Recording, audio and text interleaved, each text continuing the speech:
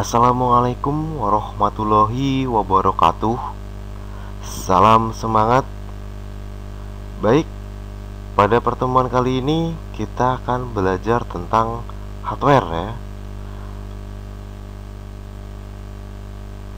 Seperti kita tahu, hardware merupakan perangkat keras ya.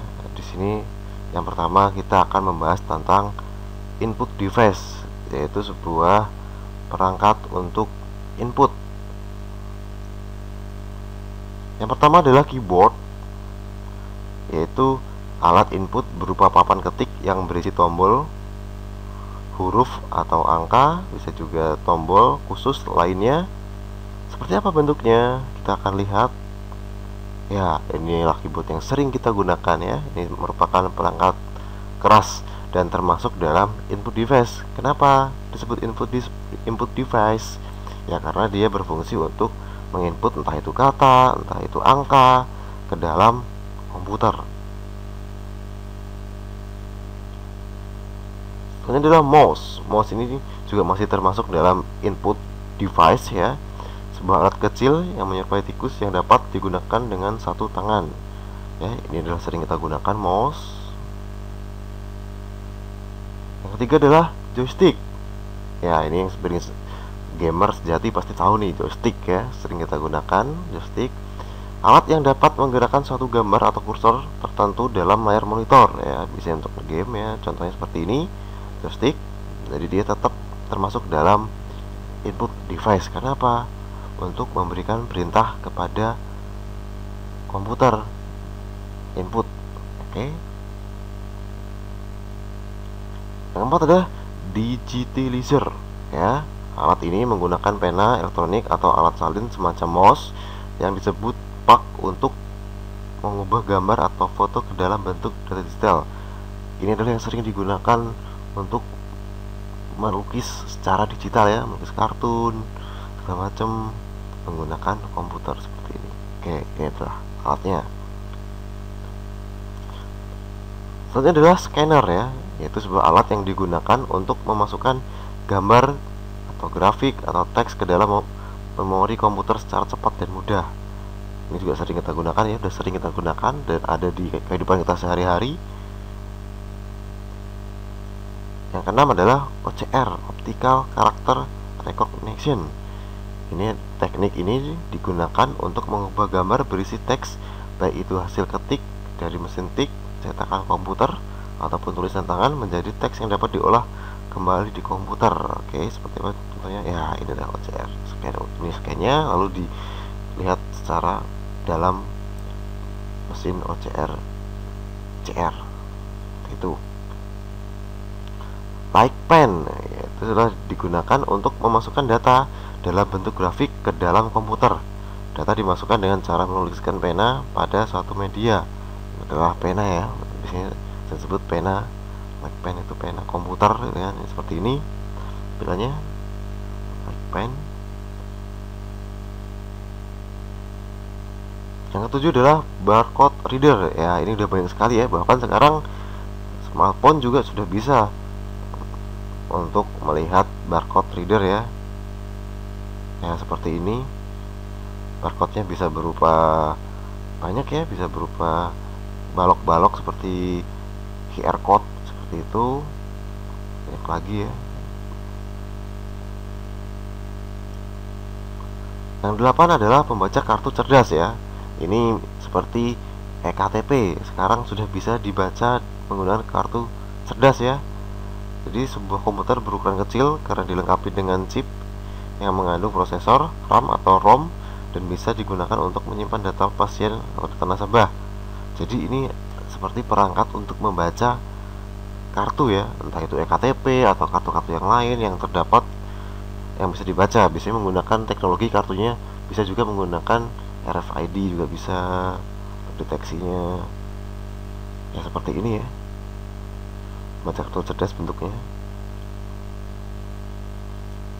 Oke, setelah kita membahas input device, sekarang kita akan beralih membahas tentang output device, yaitu sarana untuk output dari media komputer ya.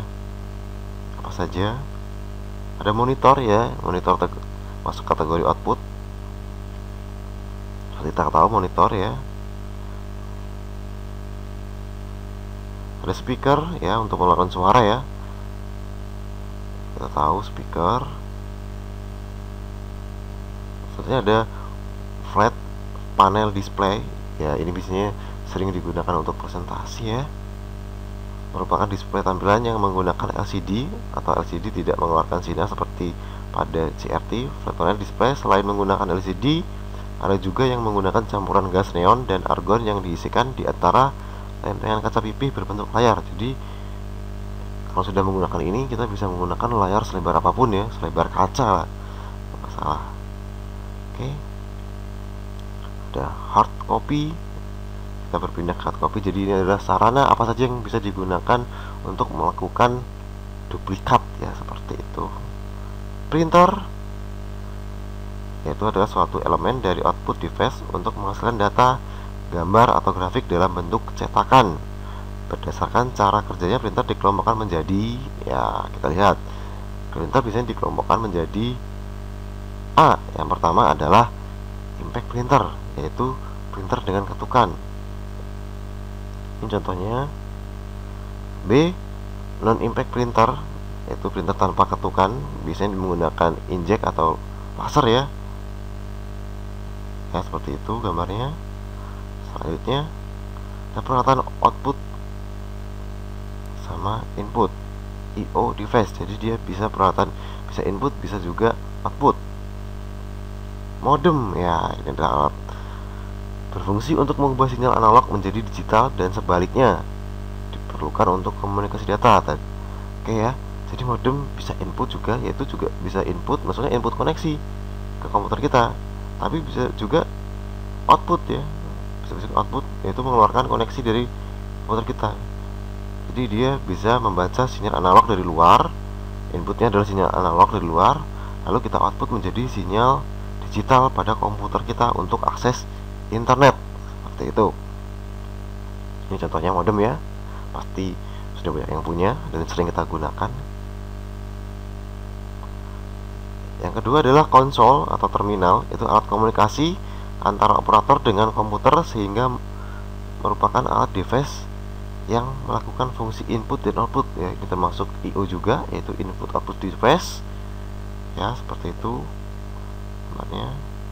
Selanjutnya card reader ya, ini juga bisa dikategorikan sebagai input output device, merupakan alat yang dapat membaca kartu plong atau ports card. Kombinasi lubang yang terdapat pada kartu diartikan card reader sebagai suatu simbol yang dimengerti oleh komputer. Oke, ini bisa untuk membaca MMC atau mini card seperti itu ya. Kita lihat ya, ini sering kita gunakan ya untuk membaca memori-memori kecil. Selanjutnya adalah disk drive atau penggerak piringan ya. Disk drive perkembangannya sangat pesat ya. Dulu ada yang namanya disket, terus beralih ke CD, DVD ya. Merupakan penggerak untuk pemakaian media floppy disk ya. Disket sebagai memori eksternal ya. Disk drive ya, dulu penggerak floppy disk, tapi sekarang udah berkembang bisa juga untuk membaca CD atau DVD ya sekarang, seperti ini. Ini tempatnya floppy disk. Nah, di atas ini bisa kita gunakan untuk CD atau DVD ya, karena sekarang floppy disk sudah jarang digunakan. Karena apa? Kapasitas penyimpanannya masih kecil ya, dibandingkan dengan DVD. DVD sudah mencapai 4 GB untuk penyimpanannya, sangat luar biasa sekali ya. Selanjutnya adalah Central Processor Unit atau sering disebut CPU. CPU atau Central Processing Unit merupakan jantung dari komputer. Itu inti dari komputer di situ ya, yang mana merupakan pusat pengelolaan serta pusat pengontrolan dari keseluruhan sistem komputer yang sedang melakukan pekerjaan. Jadi semuanya dikontrol oleh CPU kerjanya, entah itu monitor, keyboard, semua dikontrol oleh CPU. Input output device-nya semua dikontrol. Seperti ini bentuknya. Oke, ini adalah bagian-bagian dari CPU. Jadi CPU itu ada apa saja di dalamnya. Oke, secara garis besar CPU yang pertama harus mempunyai motherboard.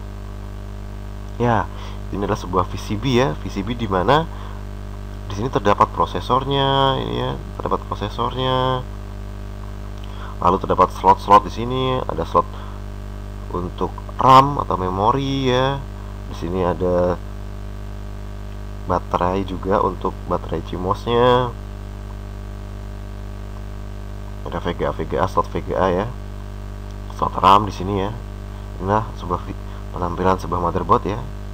Jadi PCB kenapa disebut motherboard ya, semuanya akan terkoneksi ke sini menggunakan kabel ya, entah itu SATA ataupun ATA, tergantung dari motherboardnya, supportnya ke mana, seperti itu. Ini adalah hard disk ya, kita lihat hard disk.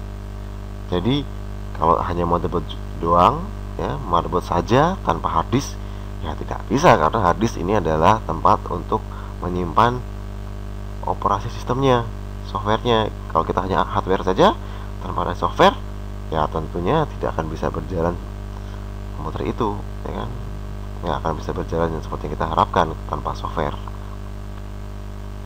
Selanjutnya adalah power supply ya. Ini adalah power supply yang bertugas menyuplai semua power ke dalam motherboard sehingga hard disk bisa nyala, semua bisa nyala ya.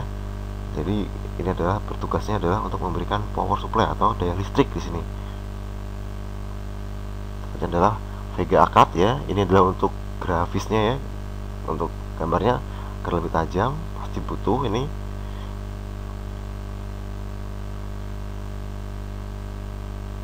Oke, selanjutnya adalah istilah yang terdapat dalam memori ya. Jadi memori itu dikategorikan menjadi beberapa kategori. Kategori yang pertama adalah dilihat dari segi kebutuhan ya. Ada primary memory device, pemakainya suatu keharusan ya, dari segi kebutuhan. Karena apa? Primary berarti kan harus dipakai. Yang kedua adalah secondary, yang B ya, primary device bersifat tambahan saja. Itu jika kita lihat dari segi kebutuhan. Selanjutnya dari segi letaknya, dilihat dari segi letaknya.